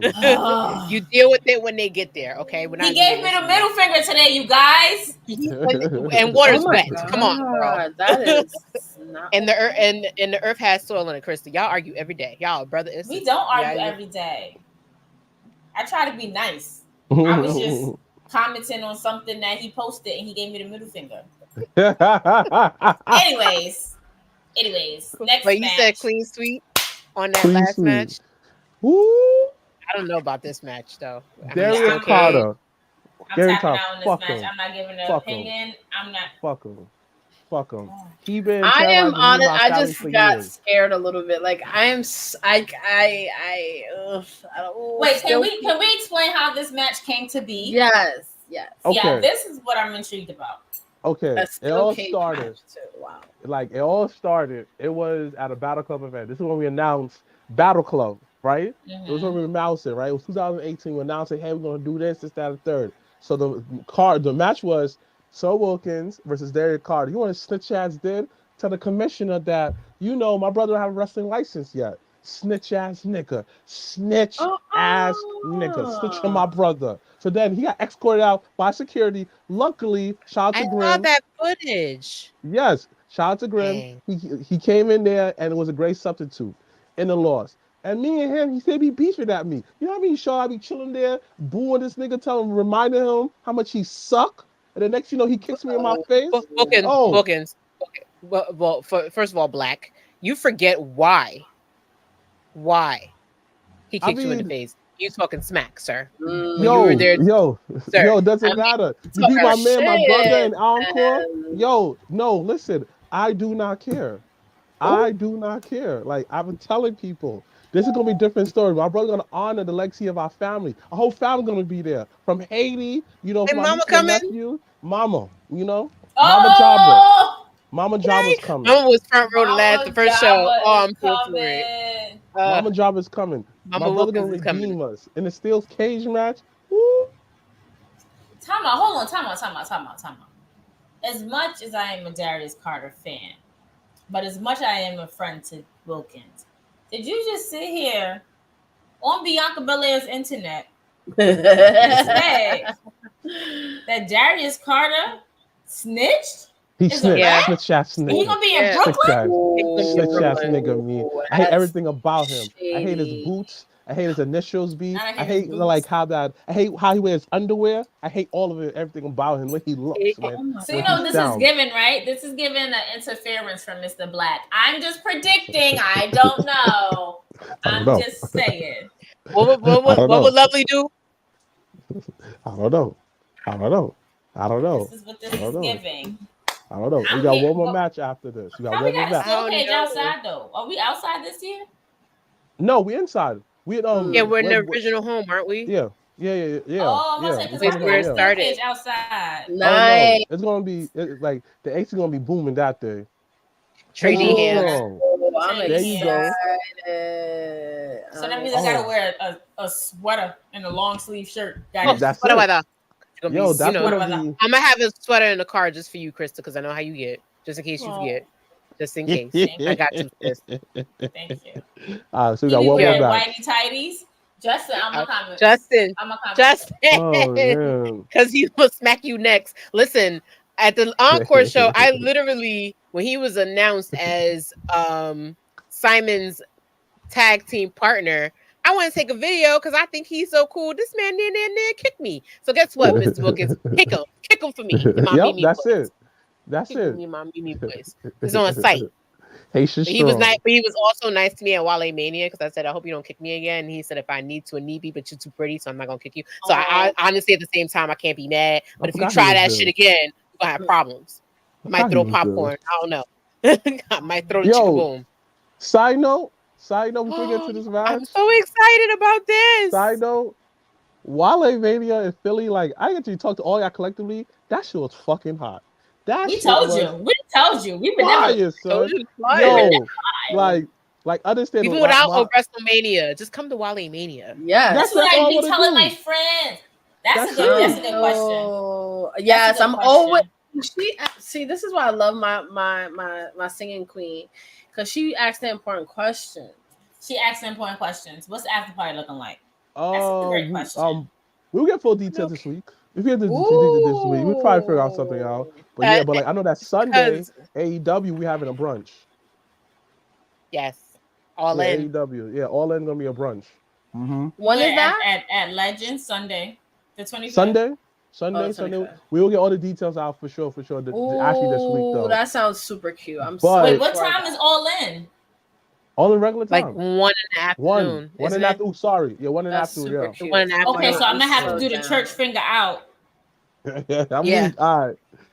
Yeah. We'll figure out something. Excuse me. We'll figure out something. But I have to say, my Wale Mania is just like, I look forward to that every time WrestleMania is in town, because I feel like that's where all the content creators come in. That is right. This is our BlurCon's Wale Mania. You feel me? We go in there. All right, cool. I give everyone that. Like, people I haven't seen in years. Content creator where like I'm looking like, I fuck with you, man. Like the TikTokers, man. That's a whole different side of wrestling contact. And then there's us, the podcasters. Do you understand that next year, Wale Mania is going to be in Vegas? Let that marinate. I don't know why you just let that marinate real quick. We might be off the strip. We might be getting lit somewhere in Fremont Street. And it's also Seindol's birthday weekend. And Christina. WrestleMania night 2 is on Christina's birthday. It's on 420. Shit. It's going to be in April, right? 420, right? Yeah. So I'm definitely, you know what? Fuck it. I'm going. Yay! I'm going. God willing, I will be there as well. I'm going because we actually think about going to Bad Blood this year. Like, honestly, oh my god, I kind of wanted to go. I kind of want to go. I just want to go for. It's not that expensive. It's not. All I want to do, honestly, is this way: is go to Magic City, try the wings. Oh, I'd love to go to Magic City. I'm gonna go early in the morning. Magic City food is bomb, and it mind you, those are the best egg and steaks I ever. That was the best egg and steak I ever had for some odd reason. So, like, out of my plan is this way, right? Go there when it first open up, right? So, like, I could sit there in peace, so nobody can bother me. No titties in my face, none of that. So I can enjoy the like food. A mob movie. Oh man, yes. I could enjoy it in peace. I mean, he said he does work for the mafia, so hey, basically. So then later on in the night, when with all my niggas, you know, we're gonna go in there and look at some titties. That's the plan. And then we go out to Bad Blood. Then I'm flying out the next day. No more than 2 days I'm staying out there. I'm really thinking about doing Bad Blood. I think I want to go now. I'm thinking about Bad Blood, but then 4 days later I'm flying to Miami. So there's so much happening this time of year. Like I can't even think about everything in October. Like I was even looking at Labor Day because I have like Labor Day. I have a weekend off and forgot I'm off Labor Day actually. And I'm bringing you outside then because I work Labor Day weekend on my job, so I'm bringing you outside. Ooh, I'll come outside. I want to come outside because guess what? It's the first time I get to go to the Labor Day weekend. It's the U.S. Sun now. Maybe she is. Are you off? No, wait, no, I'm not off. She's not off because I'll have y'all with me on the Parkway, like. Call out. And you know how long it's been since I've gone to the Parkway? Like, I don't be in the crowd. I be on the trucks. Like I can't wait to go. I'm coming. Listen, I'm coming. Drinks, all of that. I'm coming. All right, so we gonna figure it out because we gonna figure it out. I don't care. Yeah, I gotta do it. I haven't been on the Parkway since 2013, so I gotta come. It's been longer than that for me. Oh yeah, I am so excited about Festival. Kevin Knight is a snack. Like he's not even a snack, but like he's giving young Ricochet with a blended Trey Miguel, sprinkled with a little bit of West one of the in AEW. What are they? Top Flight. Top Flight. No, Maybe Top Flight. Top Flight. Not Dante Martin, the other one. Fuck. No, he's the one that used to be with the Hardys. The two that used to be with the Hardys. Oh, Private Party. Private Party. He's giving me that vibe. And I'm so excited because the day before he's actually, fun fact, he's actually has a match because he's LP. He actually has a match at LPW against one of the LPW students at Afropunk. So I get to commentate on that match. I'm super excited. I want to give full credit to the Blacc Wrestling Alliance because I follow Blacc Wrestling Alliance heavily. And when I seen him come across it, I'm like, wait a minute, he's black. He's one of TNA's most rising stars, and he's been wrestling in Japan. Like, who is he, and why am I not following this young man? So I've seen clips, I've been seeing footage. He's very close. I know he's close with Amazing Red. I'm so excited to see him at Afropunk. But I'm even more excited he's going up against Yaya. All the people that punked out a fight in Yaya, but this guy's like, I'm gonna step up to the plate. Step up to the plate. That's another memory I have of JobberSlam. When Yaya was fighting at JobberSlam, I believe the first year, and Mr. Blacc, you saw Mr. Blacc switch real quick. It was like Dr. Jekyll and Mr. Hyde. Like he was like, "Hey, hello, kissing babies. Hey, hello, how are you? Hey, hello, Yaya, come on, let's go, Yaya." Just yelling the entire time. On brand. Yo, just yelling the entire time. He like, "F your baby right now. No one kissing right now because Yaya's in the ring." That is true. Yes, I do remember vividly. I keep hearing, "Let's go, Yaya." I don't know who I want to win for this match. I mean, I did call it though. I said that he's going to be champion. Yeah, and first of all, can we get an analytic perspective? Because you can't cheer for everybody, Jobber cheer South Blacc. Let's be political here, even though we expect that from you. What is your expectation of this match? Because I already know you want your boy to win. What are your expectations for this match? Let's talk about that. Yaya gonna bust out some moves because I watched Kevin Nash numerous times. He was at Hog, he was at Alcé, and I watch him on the Indies. I watch him in New Japan, TNA. He good. That boy good. That boy good. That boy good. So I'm going for more boy Yaya, but I know Yaya been training for his match. In general, he's just been training whoever's coming along. But for certain people that for sure, I got to train a little bit differently. He got to prove his cardio. He's up his cardio, he's up his game, he's up his look. Everything got up and up because he understand that, this man been around places I want to go. So I got to make sure that I got to put an extra into everything because it might take a couple of Yaya bombs to get him down. But I guarantee a match. I guarantee a W, and it's going to be a clean sweep, and we're going to have all our hands raised up with all the titles. Ooh, that's it. I love the confidence. It. And last match. This is for whoever wins. Get a chance at any title at Battle Club. Any title. Wow. Oh, so exciting. Oh my God. Stan Michael. Encore, Duka Khan, Santi, Ahmed, Brian Baum, Faye Jackson. It's gonna be a great card. This is gonna be a fun match. It really is a good card, I will say. It's gonna be a fun match, man. It's gonna be a fun match. One person that you read into the interview is Brian Baum. Okay. We need to. Yes. Okay. Brian Baum. Brian, I'm telling you, Brian Baum. Brian Baum and Encore. Those are the two people you got to interview. I am so hyped for this match. I'm glad we were able to go through the card. Yeah, yes, thank you for that. With you, because just getting into it, it's like, oh shit, this shit is stacked. So if you have not gotten your JobberSlam ticket, I suggest you get it right this fucking second. Paperback right now. This is at paperbag.com.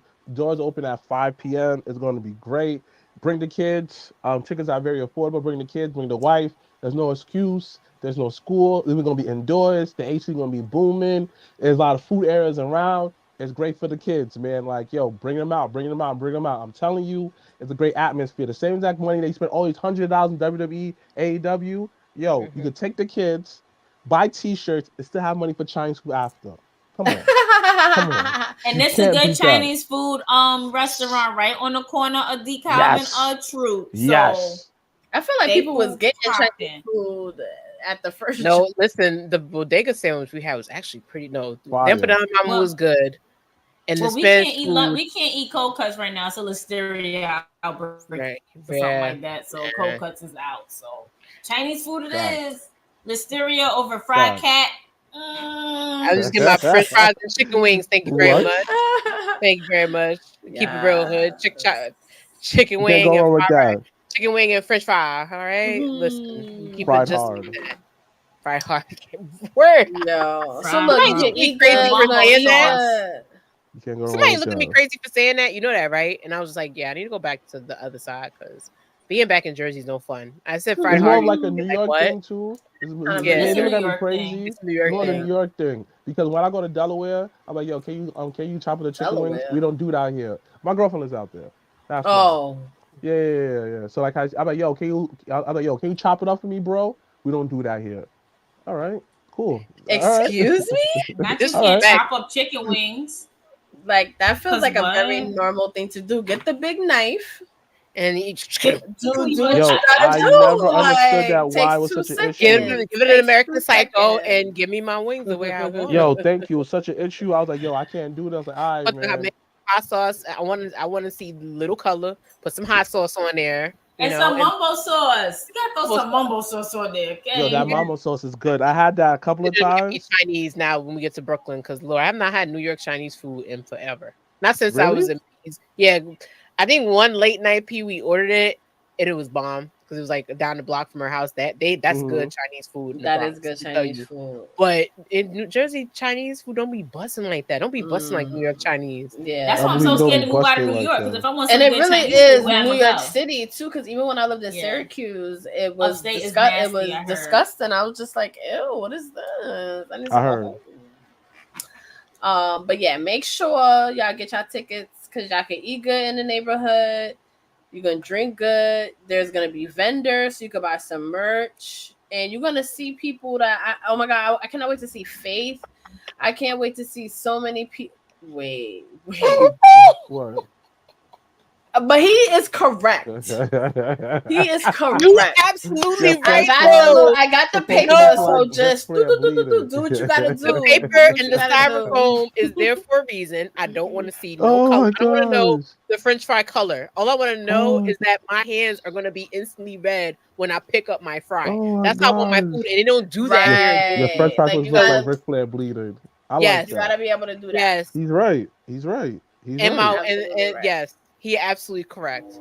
And now I want Brooklyn Chinese food, so that's gonna be the wave. So that's what we're eating next Saturday, and then brunch on Sunday. It's gonna be a cute little weekend. I'm really excited for it. It's gonna be a very good weekend. But ladies, I wish I could stay with you for longer, but I gotta go and do another press run. Ooh, go ahead, do your thing, Mr. Blacc. Thank you for joining us. Yes, we'll see you next Saturday. So again, next Saturday, Kobe Day, 8 p.m. We're gonna be at the Brooklyn Skydome, JobberSlam IV. Bring the kids. Tickets now available. Gonna be at the door. Also tickets available right now at paperbag.com.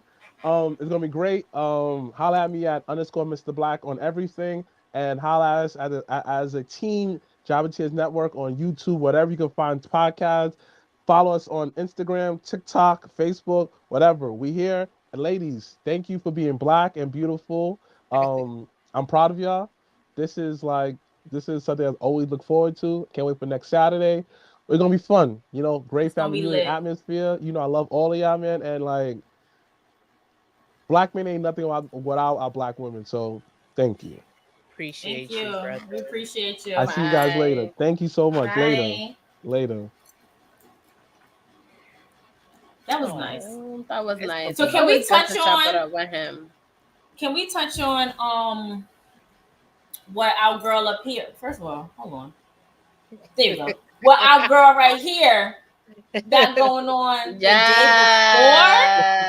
before? Can we touch? I need everybody in the comments. Let's get into it. Clap it up. It's empty, but I got it, girl. Empty too.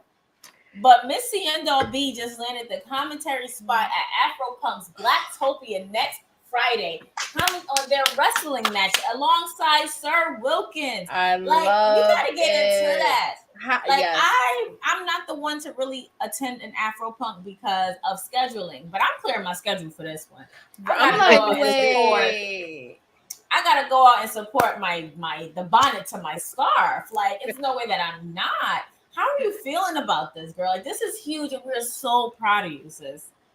The gratitude, the outpour, the love, it just overwhelms me. When Wilkins approached me with the idea, it was kind of like, oh, okay. And then when he was like, yo, are you available that Friday?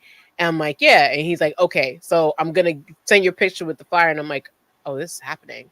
And then for him to kind of give me the advice and what commentary really is about and what to learn about, I know it was just it was the best kept secret I could ever give. And I'm sorry I couldn't tell anybody. I had to pull an Ariana Madix. When Ariana Madix, after she got broken by Tom, she had to pop up and show niggas. So I had to pop up and show people. But it's just, it was something, people are putting faith in me. An amazing, amazing card. I haven't been to Afro Punk since 2014. My first ever Afro Punk experience was actually 2013 when Janelle Monáe was there for the free. Then after that, it was Janelle Monáe finally seeing the internet, seeing Earl Sweatshirt, but also seeing Live in Color. That was what I really wanted to go see. Because Live in Color had closed Afropunk with Ice Cube. But all in all, the event was just about Blackness and not having hate and art and all these Black-owned businesses that I invested in and got to learn. And right now it took a slow turn because of the pandemic, but what they're trying to do is create a euphoria, a utopia, which is why it's called Blacktopia. So the fact that they're bringing you everything that used to be Afropunk then versus what Afropunk now is. You also not only have LPW, which is Hogg's wrestling school, shout out to them, coming to Afropunk and displaying the best who they have in that school, most of them Brooklyn natives.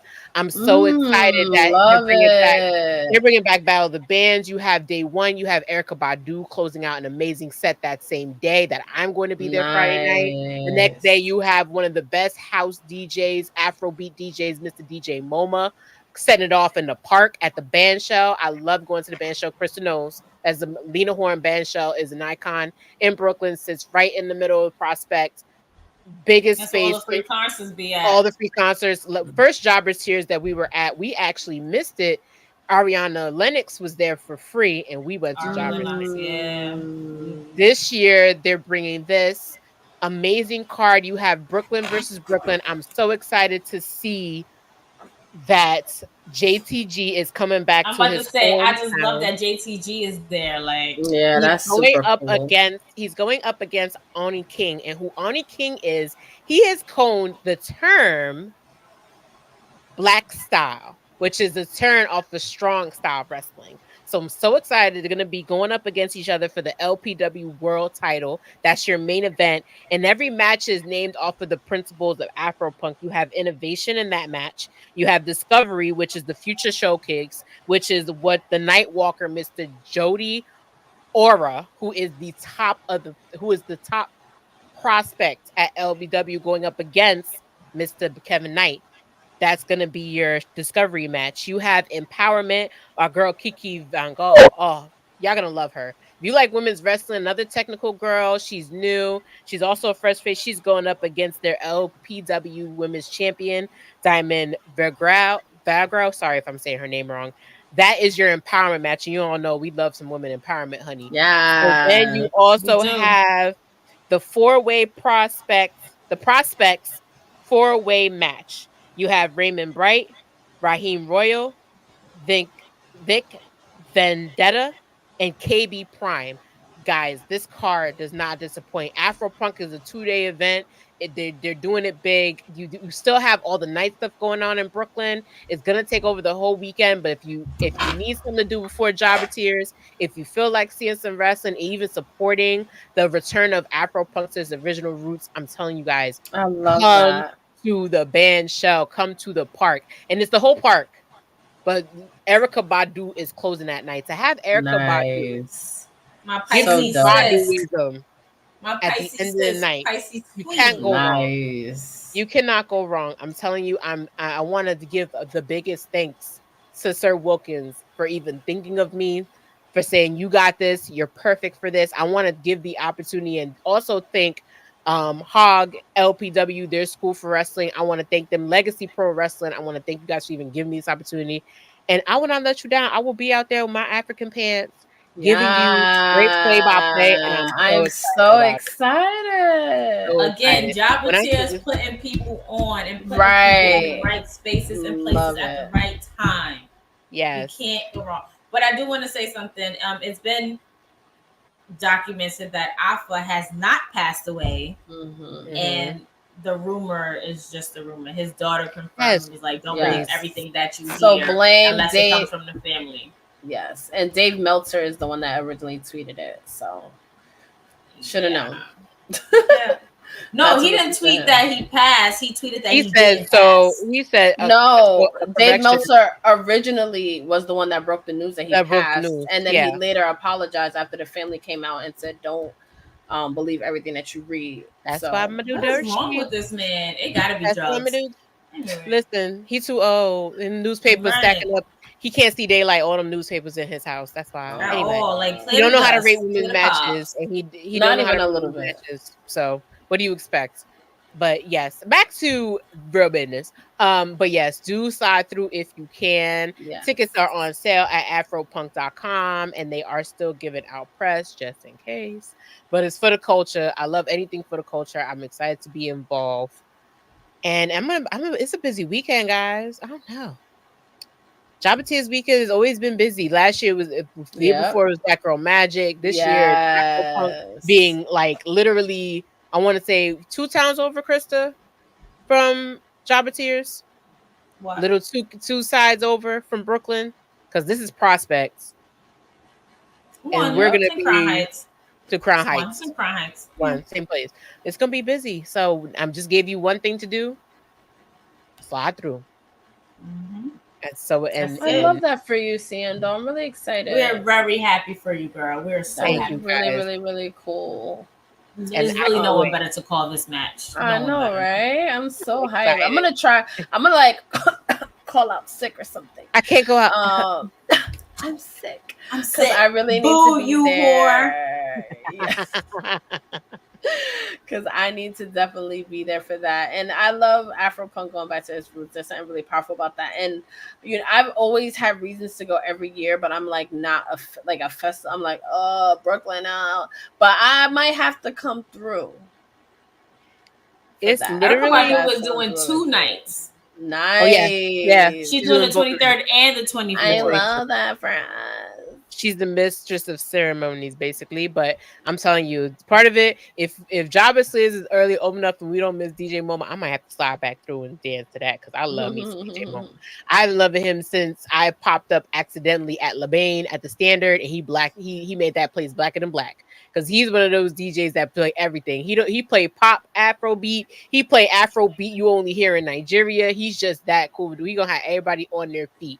And Afropunk is such an expression. It's basically, from my alternative, it was the alternative of like, oh my God, there's people like me in wrestling. There's people like me in Black Punk. And you don't hear a lot about Black Punk. Like we revolutionized everything. We were against the grain with hip hop. Like you had Ice Cube closed it. It was perfect because they were the first rap group to go, oh, you don't want us to say F the police? Well, F the police.